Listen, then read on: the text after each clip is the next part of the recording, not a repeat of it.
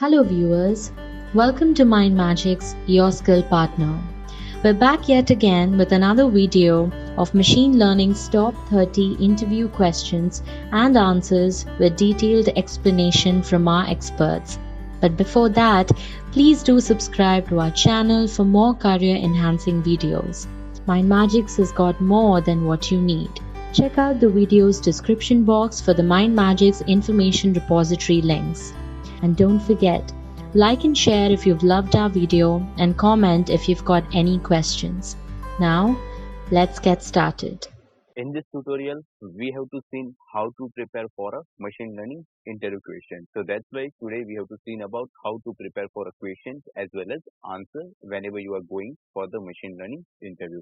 So let's start it with the question number 1. Question number 1 is what's the trade-off between bias and variance? Basically, this type of question will coming whenever you are given the interview for the machine learning. The second or third type of question will coming in this thing, like what's the trade-off between bias and variance. Also, similar way, the interviewer also asks to you like what is the bias and what is the variance. Also, they can ask like what is the difference between bias and variance. So how you can provide the answer of this question? So basically, first of all, you have to provide the introduction like of the bias, and then you have to ask about the what is the variance is there. So that type of answer you have to provide them. Like bias error, bias is the error due to the erroneous or the overly simplistic assumptions in the learning algorithm, whatever you are using, like whatever the algorithm you are using, and that can lead to the model underfitting your data. As well as if I'm talking about the variance, so variance is an again one type of error. So variance is an error due to too much complexity in the learning algorithm, whatever the algorithm you are using. Same way, this will lead to the algorithm being highly sensitive to high degrees of the variations in your training data. And then first of all, still I just only provide the introduction about the what is the bias and what is the variance. But now we have to talk about what is the mainly trade-off between bias and variance. Okay, so whenever you are given this type of answers, it's not look like that you are just only provide the difference between bias and variance. You have to provide the first of all what is the bias, and then you have to ask them like what is the variance, and then you have to talk about the what is the trade-off between bias and variance. So the bias and variance is the decomposition, essentially decomposes the learning error from any algorithm by adding the bias, the variance, and a little bit of the irreducible error due to the noise in the underlying data set, or also it is called as the underfitting data set. Essentially, if you make the model more complex and more variables, you will lose the bias and the gain of at the sum variance. In the order to get the optimally reduced amount of error, you will also have to trade off the bias and variance. You don't want to either high bias or high variance in your model. Similar way, you are not going with the low variance and the low bias, because whenever you are getting these high and low things at the same time, you have to face the underfitting and the overfitting. And at the end, the regularization model is the good model. That's why we have to adjust both of them. Second question is the how is KNN different from the K-means clustering? Basically, if I'm talking about the KNN, so KNN it will represent like K nearest neighbor, and it will come from the supervised learning.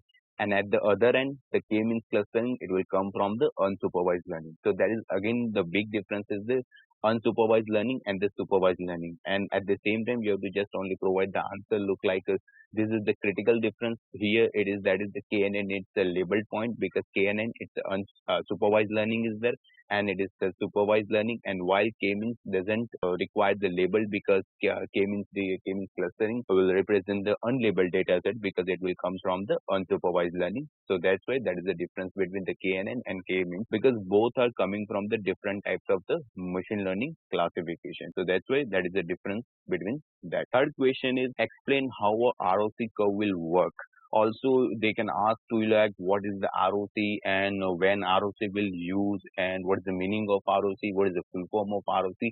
So based upon ROC, just a simple small thing are there, but based upon the ROC, they are conflict the questions, and they can ask you the many questions just based upon the just simple word of the ROC. The full form of the ROC is the receiving operating characteristics. Basically, ROC will use whenever we have to solve some classification problem from the supervised learning. Whenever we have to do some supervised learning with the classification things, like where we have to implement the logistic regression algorithm, as well as we have to implement the decision tree, random forest, support vector machine, whenever we have to do this type of algorithm, and then we are also able to implement the ROC curve as well as receiving operating characteristics. So let's see what is the ROC and how you can define the ROC. Basically, this type of question is looks very basic. So at the same time, whenever you are asked, you are telling to answer of this one. So simply you can just only describe about the what is the x-axis and what is the y-axis and how it can represent. Okay, so don't go with very depth whenever you can provide this type of answer, like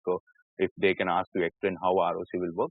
So you can give simple answer like ROC curve is a graphical representation of the contrast between true positive rates and false positive rates at the various thresholds. This is the simple answer. Is it? Also, if you can see in the presentation, so here I also provide some more explanation, but that is not necessary in the interview.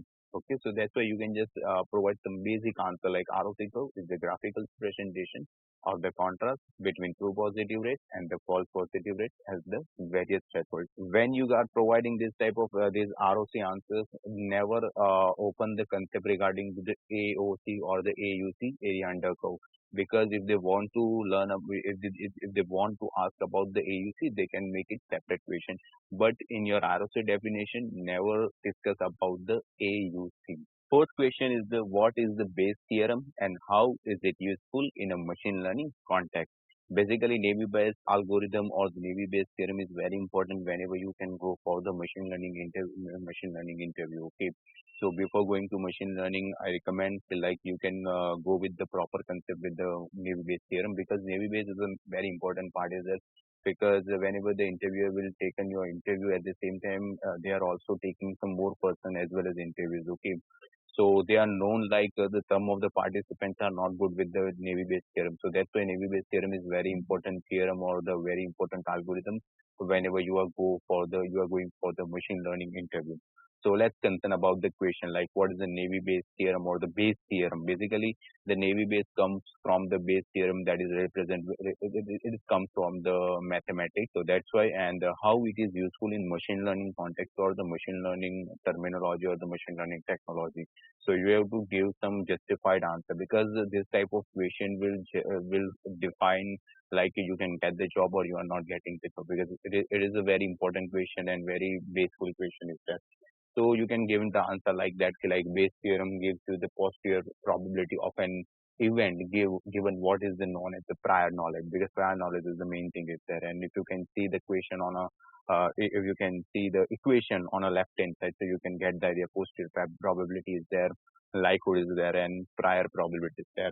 So based upon that, like mathematically, it is expressed as the true positive rate of the condition sample divided by the sum of the false positive rate of the population and the true positive rate of the condition. So that's how you can define the answer. Also, in the presentation, I will show the one example, and based upon this type of example, you can also given to them. Also, there is one more example is like that the Bayes theorem is the basis behind the branch of the machine learning, and that most notably includes the Navy-Bayes classifier, and that's something important to consider when you have faced the machine learning interview question.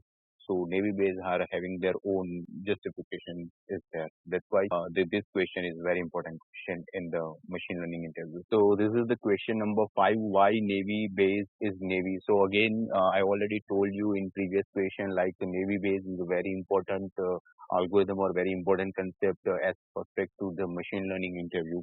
So that's why this is the question is why Navy-Bayes is Navy. So what is the importance of the Navy word? So despite its practical application and especially in text mining, Navy-Bayes is considered as a Navy because it makes an assumption that is virtually impossible to see in real. For example, you can see whenever you are given this type of interview, so at the same time you are trying to provide some more examples so they can understand like you are comfortable with the concept like that. Okay, so you can also give it example like you can also understand a Navy-Bayes classifier that figured out that you can like the pickles and the ice cream, but would you probably navily recommend you like a pickle ice cream? Okay, so you like the both things, pickle and ice cream, both you are like, but if you can given the ice cream with the pickle flavor, so that will look different. So that is called as why Navy-Bayes is the Navy. So that is the importance of this question. Question number 6. What's your favorite algorithm and can you explain it to me in a less than 1 minute? So it is again important question. This type of question they are not asking in a starting phase of the interview. This type of question again they can ask to you in the last phase of the interview, because once they can satisfied, or once if they can, they are also not satisfied, but if the some type of interest they are making in your profile, so that's why they are asking you this type of question, like what is your favorite algorithm and can you explain it to me within less than 1 minute. So here also the less than 1 minute will play a major role in this interview, because also sometimes they are only asking to you like what is your favorite algorithm, and you have to provide someone name of the algorithm, and then ask, and then after then they can ask to you more about that algorithm. Basically in the interview this type of question will test your understanding of how to communicate the complex and also the technical nonsense with the poise, and also the ability to summarize quickly and efficiently, because they are also providing you sometimes time like 1 minute. So if you whatever the algorithm you can select, like basically or easily algorithm if you can select, so it will not explain within 1 minute. Okay, it was very difficult. Okay, so that's why if they can ask you to 1 minute, so you can take a very basic algorithm. Never you can take it like a support vector machine or random forest, because that type of algorithm you are not able to explain within 1 minute, because if within 1 minute if you want to try to cover like the basic things, but still it will not complete within 1 minute. So that's why they are play with your brain and logically like how you can provide the answer. So these all type of things are working whenever you can provide this type of answer. So make sure you have a choice and make sure you can explain the different algorithms so simply and effectively that a 5-year-old could grasp the basics. Like means 5-year-old if they if in interview are coming like around 5 years, so you have to provide the answer looks like very basically, so it will not create any type of the issue during the interview. Question number 7. What is deep learning and how does it contrast with other machine learning algorithms? So basically, in this question, they want like difference between the deep learning and machine learning algorithms. Basically, if I'm talking about like deep learning is a subset of the machine learning. Okay, so in machine learning, we are getting like linear regression, logistic regression, decision tree, support vector machine, this type of algorithms. But whenever we have to talk about the deep learning, so in a deep learning, we have to get some neural networks, artificial neural networks, the back propagation neural network, recurrent neural network, convolution neural network. So that type of neural network we are getting. So basically, in this question, the interviewer just want to know like what is the difference between the deep learning and the machine learning algorithm capability, and what are the algorithm will come with the deep learning and what are the coming with the machine learning. So this just basic relationship between machine learning and deep learning they want to know from this question. Question number 8: how is the decision tree proven? So again, this question is very important aspect to define the interview. Like again, from this type of question, they can decide to you like you had select or not. Because again, prune is a very important word in a machine learning. Prune is represent with the overfitting. So pruning is what happened in a decision tree when a branches that have a weak predictive power or the removed in order to some reproduce the complexity of the model and increase the predictive accuracy of the decision tree model. And again, the pruning is represent with the overfitting. So that's why if your decision tree are going with the overfitting, so that's not look good. Also, underfitting is again not so good. So that's why the pruning can help happen bottom up and top down with approaches such as the reduce the error pruning and cost complexity pruning. Also here if I'm talking about some more explanation, so you can also ask them like reduce the error pruning is the perhaps the simplest version and replace each node if doesn't decrease the predictive accuracy, keep it pruned, like keep it going with the overfitting. While simple, this heuristic actually comes pretty close to an approach that would optimize for the maximize accuracy. So you at the same time you have to go with the overfitting, and with the overfitting you have to go with the maximize the accuracy. This approach will help you whenever you are not getting some proper solution with the decision tree, like it's going with the underfitting or the regularization like that. Question number 9: which is more important to you, model accuracy or the model performance? Basically they don't want to know from your side like what is important, model accuracy or the model performance. Basically the correct answer is the model performance. But in this question, they want to they taste your grasp of the nonsense of machine learning performance. Like machine learning interview question often look towards the details. Okay, that's why they are asking you the question based upon this thing, like what is the main important thing, are there model accuracy or the model performance. So the correct answer is the model performance. So if the model performance will good, so automatically accuracy will good. And if accuracy will not good, but still if model performance are having the more weightage in this particular question. So well, it is everything to do with how model accuracy is only subset of the model performance, because accuracy is the one part of the performance. Okay, performance it's based upon the accuracy and error. If accuracy is not good, but if error is still less, so that's why the performance is good, because it depends upon the in every environment or every data sets or every problem statement. So it's everything for individual are there. So that's why sometimes they are trying to misleading you during the interview. So they are basically test your gaps and brain again and again in this type of question. So it's not based upon the machine learning, it is based upon your brain testing. Also in this question, you can also give them one type of the example, like if you want to detect the fraud in a massive data set with a sample of millions of data set, and more accurate model would most likely to predict no fraud at all if only a vast minority of cases were fraud. However, this would be useless for a predictive model and a model designed to find a fraud, as that asserted there was no fraud at all. So what are the questions like this will help you to demonstrate that you understood the model accuracy is not be all and all of the model performance, because in model performance there is more parameter are there. So that's why I already told you, like based upon this type of example, you can ask them to like you are having good knowledge about the algorithms, because at then they want to identify you are having good knowledge about the algorithm is not. And that type of things you can represent with just and only for the example. Okay, if you can provide some good examples, so they are getting the idea. Yeah, you are having some good graph on the concept of the algorithm. So that's how you have to deal with this type of question. Question number 10, how would you handle an imbalanced data set? So basically, if I'm talking about the machine learning as well as this question is very important according to the data scientist interview as well, as because in data scientist interview this type of question is very coming like that, because it's a very common question, like how would you handle imbalanced data set, because you have to good experience with the data cleaning things,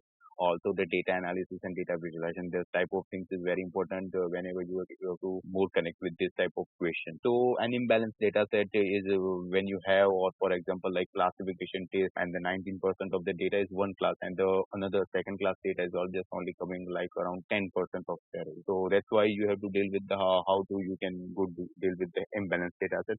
So for basically there is 3 point is that like collect more data to even the imbalance in the data set. Okay, if you are having imbalanced data set, still you are you have to try to get some more data set if it is still imbalance is there. Okay, because once you are having some more imbalanced data, so you can find out some pattern in the imbalance things. Okay, so that's why the collect more data is provide you with some good things. That's why resample the data set to correct the imbalances. And the third point is that try a different algorithm altogether on your data set. That's how you can also provide give the answer to them.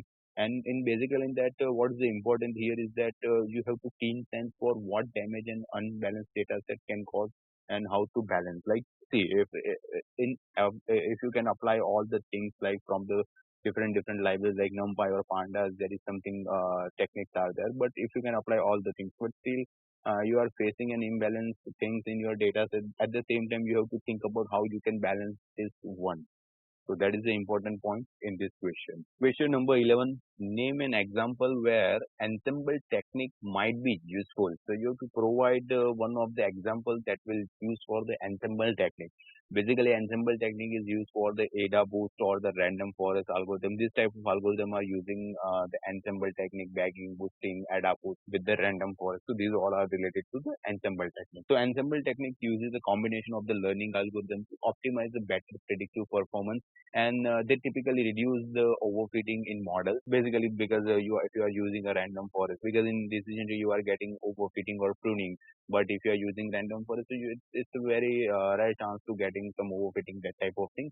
And also make the model robust, unlikely to influence by small changes in a training data.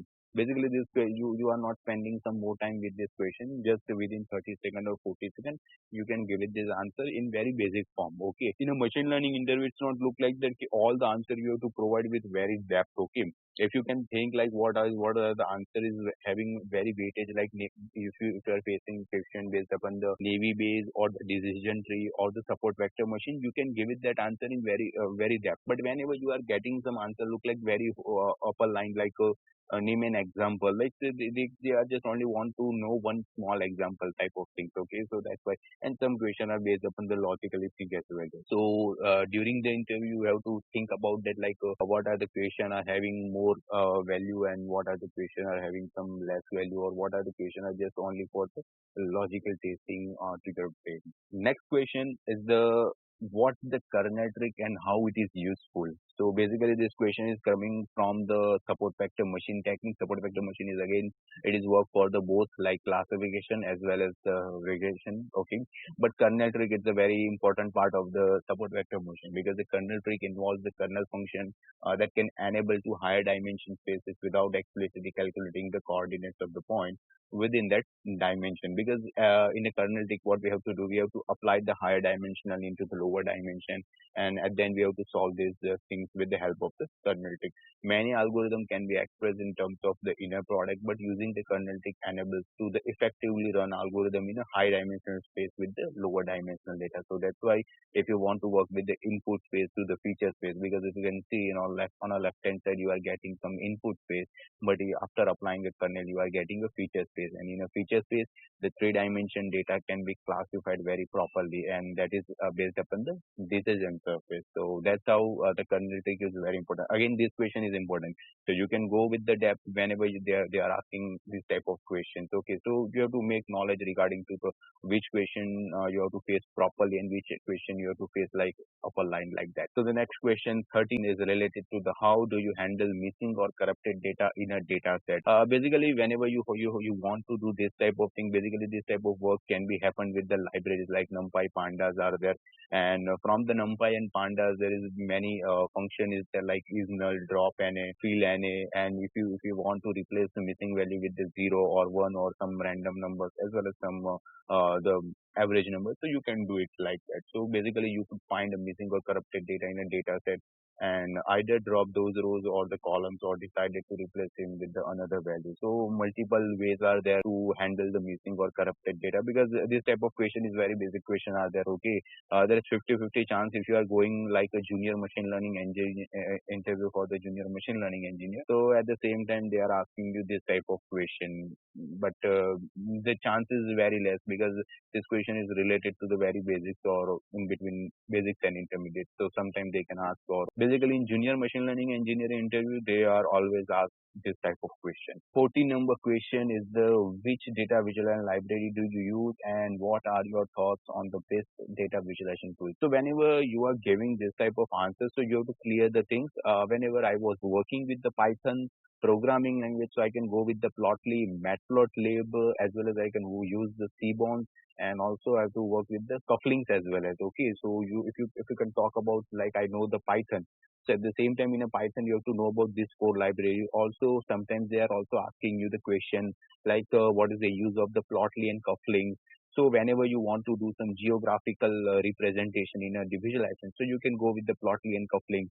If you want to do some basic things related to the basic chart, so you can also go with the Seaborn or Matplotlib as well. If at the same time one more question is arising with this type of concept, like they can also ask for you if I want to make it some good plot related to the MATLAB with the Python. So what type of which type of library can help to me? So you can also ask them like Matplotlib is providing you some similar type of the visualization from the MATLAB tool. MATLAB is a software tool is that is very vast using for the electrical or the computer engineer. That's why Matplotlib library have their own weightages are there.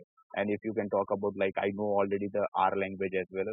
So in R, the ggplot2 library and also the Plotly is a very important library there. So basically, if you can ask like I know the R language as well, so you can use the ggplot2 and Plotly. But in in Python, you have to provide some 3 4 libraries. Basically, what are the other interviews are interviews are also coming. So they are also asking like C1 and Matplotlib, because C1 and Matplotlib is the basic libraries are there. But if you can ask them like I already know the Plotly and coupling, so that will make it a weightage type of things. And also related to the data visualization, they are also asking to you like if you know any particular type of data visualization tool. So if you know the proper the tools, you can ask them like yes, in a data visualization there is also the Tableau is the one type of data visualization tool is there, also Power BI is there. So this type of software is also used for the data visualization. But if you know properly, then and then you can deliberate that words, otherwise you can't talk about the Tableau or the Power BI, because sometimes the interviewers are taken whatever the answer you are providing to them, so they can collect some words from them, and then again the ask question was starting on that. So that's why don't play with some more words in that part. Whatever the things you already know, you can just only discuss about that part as well. Question number 15. What do you think is the most valuable data in our business? Again, very important question is this. You have to again provide some good time to given this answer. Okay, you can take some time to give this answer, because and also you can go with very depth in this answer, because it is again a very important and very defining question is there, like you can select or not. Okay, so like how you can provide this answer, like this question like to really try to test your on two dimension, like your two dimension thinking, like what is the positive things and what are the negative things are there. Okay, so the first is your knowledge of the business and the industry itself, as well as your understanding of the business model. And the second is the whether you can pick how to correlate the data is to business outcome in general, and then how you apply that thinking to your context about the company. So that's why this is the both the things are different, and based upon these both things, they are trying to evaluate to you. So like how according to the business perspective you are given the answer, and how you can given the answer on the second approach, like correlated data on a business outcomes in general. So that's why again it is very important question. Question number 16. How would you implement a recommendation system for our company users? Again, recommendation system is a part of the machine learning.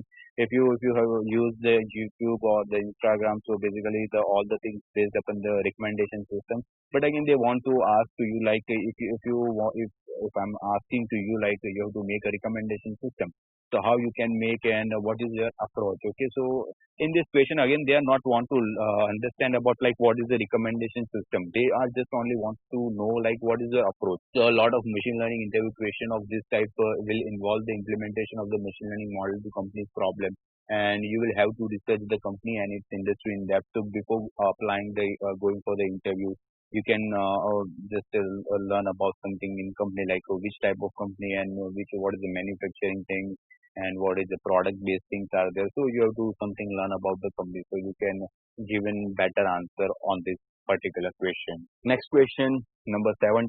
What are the last machine learning papers you have read? Again, in this question they are don't want to know like what the paper you can read, they are just only want to know like are you interested in the research, or have you researched have you read any research paper in your past. So this type of things they want to know. So the good thing for this answer is like that you just keeping up with the latest scientific literature on the machine learning is a must if you want to demonstrate the interest in machine learning position, because sometimes what the things are there, company are hire you as a machine learning engineer, and after 6 months they want to promote like as a senior engineer. So that's why you have to read some research paper, and if you are not interested to this read the research paper, but still in the interview you have to ask them like yes I had read one paper in last week. Okay, you have to just only time is the last week, you are not asking like that last month or last 2 months. Okay, so you or not you can only ask the yesterday. Okay, last week is a reasonable answer is there. That's why you have to ask them like last week I had read one paper based upon the deep learning or the machine learning, and it's a good reference paper, and it will give me some insight to make some product and like that. So that's how you have to give in this answer. Question number 18.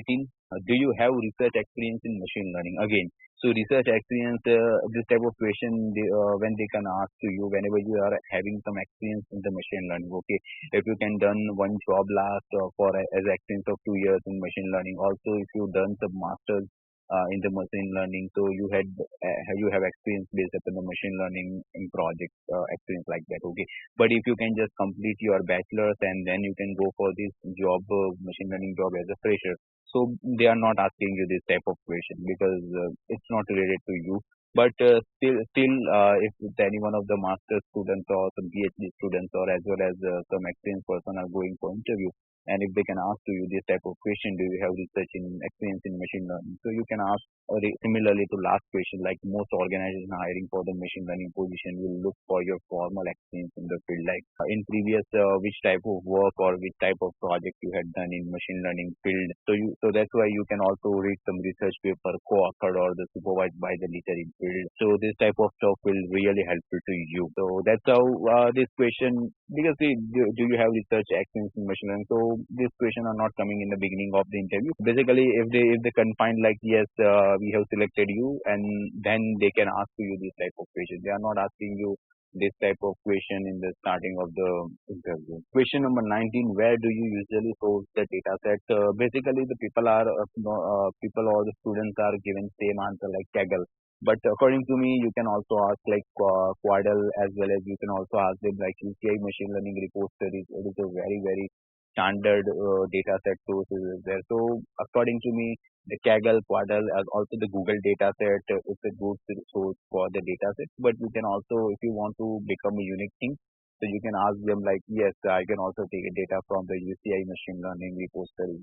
And it's not look like that. You have to also give to one of the example like, yes, if I just go for the UCI machine learning repository, so they have provide the data set as well as with the data set, they are also provide the research paper, okay, and that's why I prefer the UCI machine learning repository. So interview can get the idea, yes, you have done some proper work, okay. So you have to show some quality from your side. Yes, I can use this approach because of this is the important things I'm getting from this. But from the Kaggle, we are not getting any type of research paper, as well as from the Google, we are not getting Google data set, we are not getting any type of research paper. But if you can go with the approach of the UCI machine learning repository, so you are getting the research paper approach, as well as who can make this data. So you are getting some more information.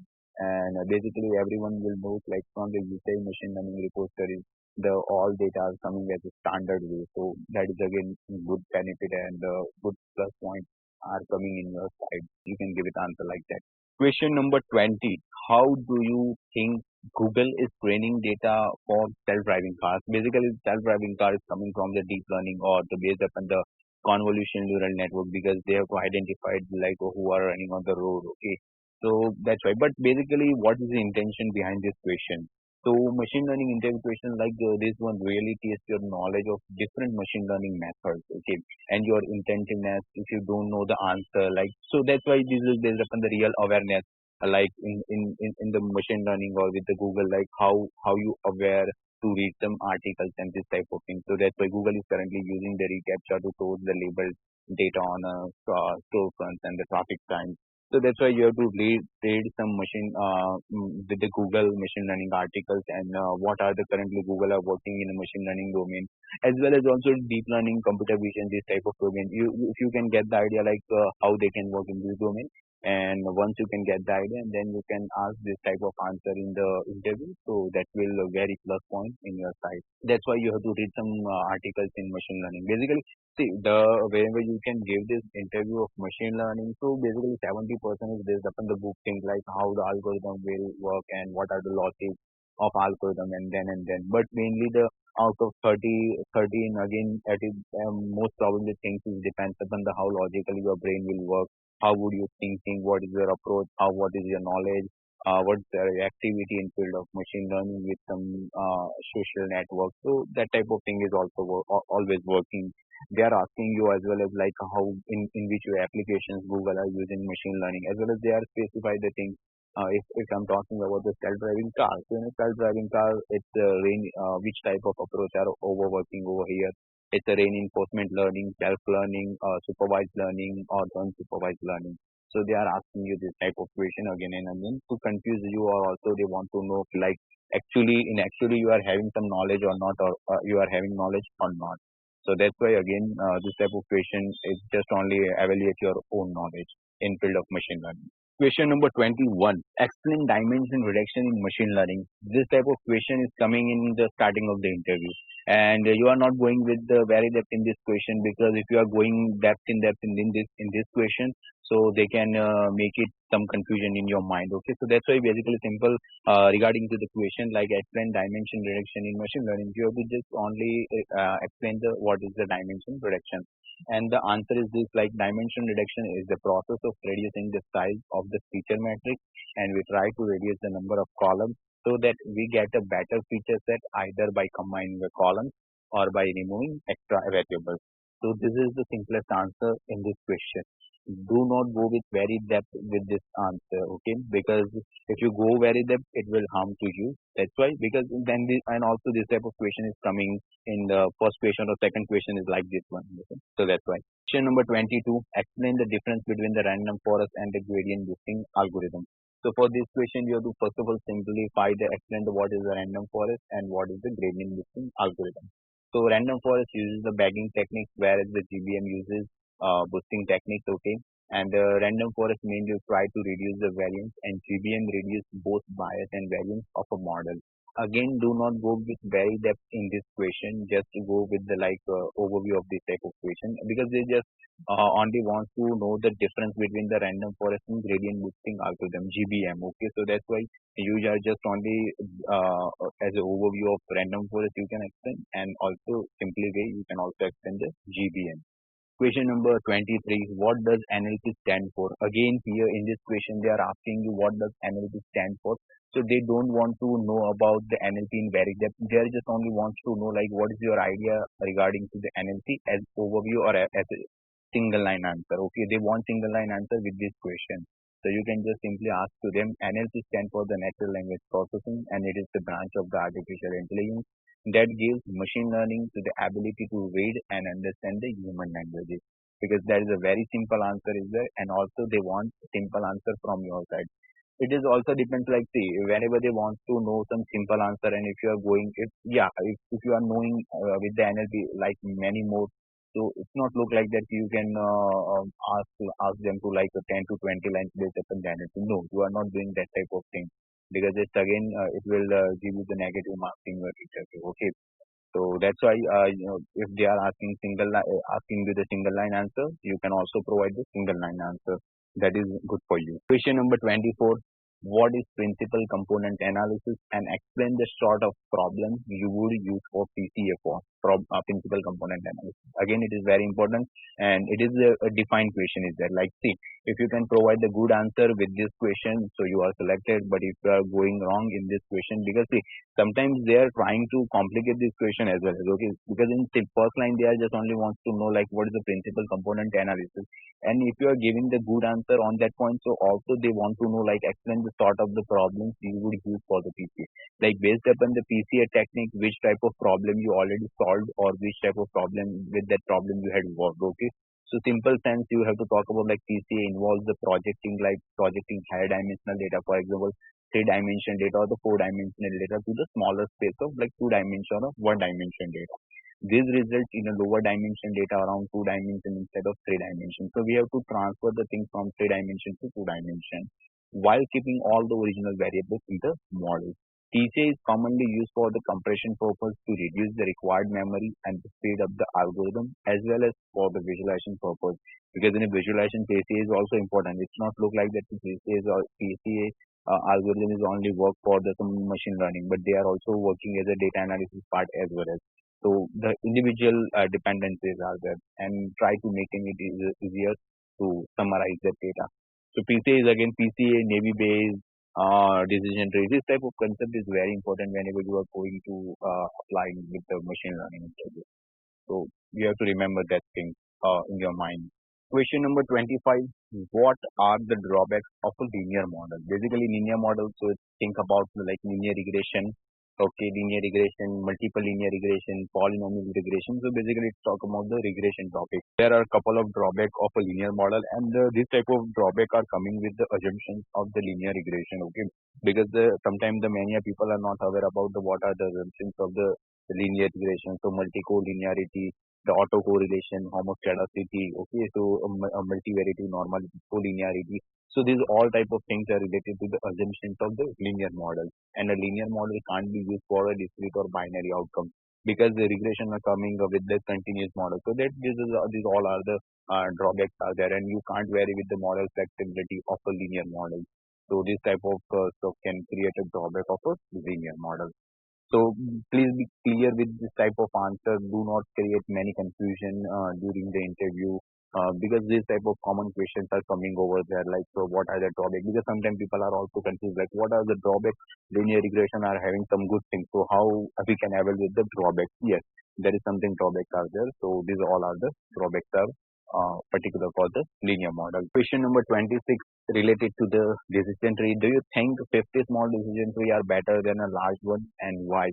So first of all, they are just only answer question like this one. Okay, like, do you think 50 small decision tree are better than a larger one?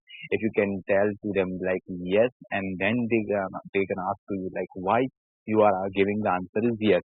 So at the same time, you have to prove your answer. Like another way of asking, like, is a random forest a better model than a decision tree? Because see, whenever they can ask you like, do you think 50 small decision tree are better than a large one? So when we are talking about the large one, so large one will represent the random forest. Okay, so that's why and the question is this one, like, random forest is good or the decision tree is good. So the correct answer is the random forest is the better model as compared to the decision tree. So answer is yes, because of a random forest is an ensemble method, because random forest is also work with the ensemble technique like boosting, ADA boost, and many more things. So take many weak decision tree to make a strong one, and random forests are more accurate, more robust, and less prone to overfitting. So if I'm talking about the random forest with the pruning, so pruning chances is very less, and pruning is not a good thing. So that's why random forests are having the upper hand as compared to the decision tree. Question number 26: why mean square error or MSE error as a bad error, bad measure of model performance? And what would you suggest? Because once they can ask to you like a mean square error is a bad performance, bad measure of model performance. Mainly time whenever the people are not aware about these type of concepts, they are asking like no, the MS is the good one. But in correct way, MS is not a good one. Okay, so you have to clear about that. MSE gives a relatively high weight to the large errors. Therefore, MSE tends to put too much emphasis on large deviation, or a more robust alternative is the mean absolute deviation. Okay, so as compared to MSE, the mean absolute deviation is the good one. Okay, so that's why there are also want some reason from your side, like why you are asking like MS is not good or MS is a bad measure of model performance. Okay, so whatever the answer you can give them, so at the same time you are also able to give the correct answer as compared to that one. Question number 28: what are the assumptions required for linear regression? Okay, so already before 2 1 2 question, I'm talking about like what are the drawbacks. So again, we have to take it something from that side. Like there is something assumptions are there, and also this point are not aware with many more people.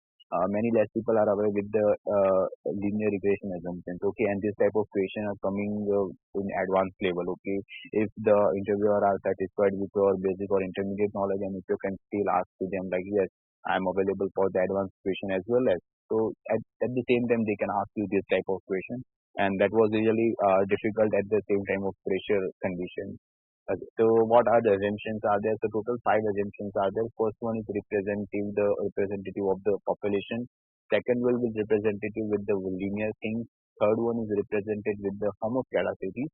Fourth one is represented with the observation are independent of each other. Like what are the parameter we are having like x1, x2, x3, also a y parameter, that is the dependent parameter based upon the x parameter for any value of x and y is normally distributed, because the assumptions are there, so you have to also working with the normal distribution. It is also called as a Gaussian distribution.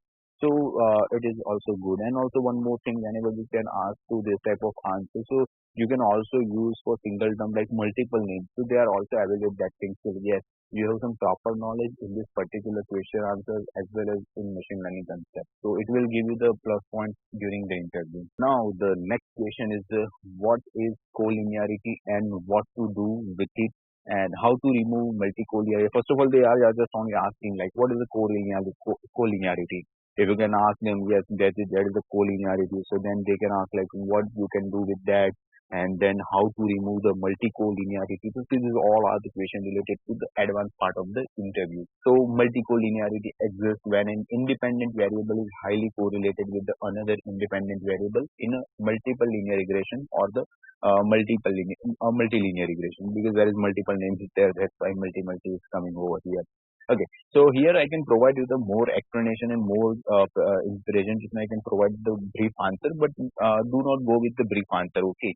Because this is already advanced question is that, and also sometimes what is happen like interviewer or interview, what are the interviewers?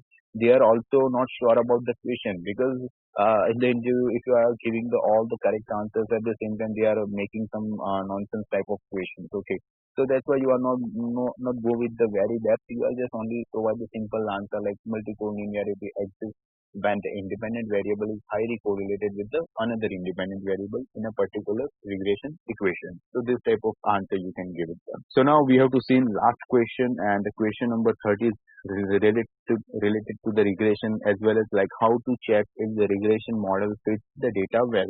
If you can see on a left hand side, every time I can provide some equation as well as over here like F1 score equation, RMSE, R square score, this type of things are there. So how to check if the regression model fits the data well?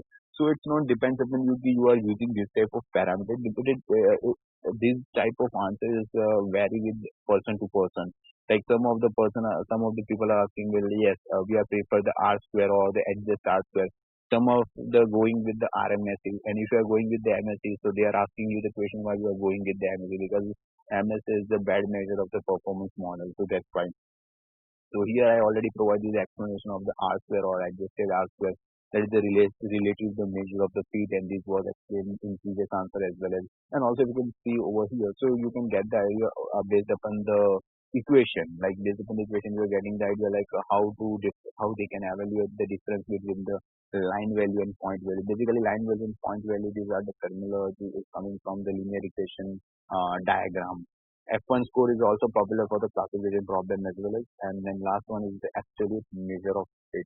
Absolute measure of fit is there. It is based upon the RMSE, root mean square error. Okay, so that is the full form of the RMSE. So these are the answer. Basically, it will also come in with the intermediate level. It's not look like very advanced or very basic. It come with the intermediate, because once you can clear all the concept related to the linear regression or basic things related to the machine learning, then they can ask you this type of question. So totally, this total are the 30 question. I already explained you in this tutorial like how you can face the machine learning interview. Always the machine learning interviews not look like very easily if you can prepare all the questions. Still, you have to make some confidence throughout the interview, as well as you have to make it some logically twisting. Okay, they are also asking you the logically and brain-based questions like you are confident and based upon the business or based upon the real world data. They are in between. They are also talking about some mobile applications, because nowadays what are the smartphones we are using in all the smartphones, the artificial intelligence, machine learning are widely used. Okay, so that's why they are also asked the question based upon that as well. So this is the totally guidance of the machine learning interview, how you can prepare for the machine learning interview, and what type of question you are facing, and how you can prepare for the answer as well as. Till then, enjoy the machine learning interview question and answer. Thank you guys for prepare this thing.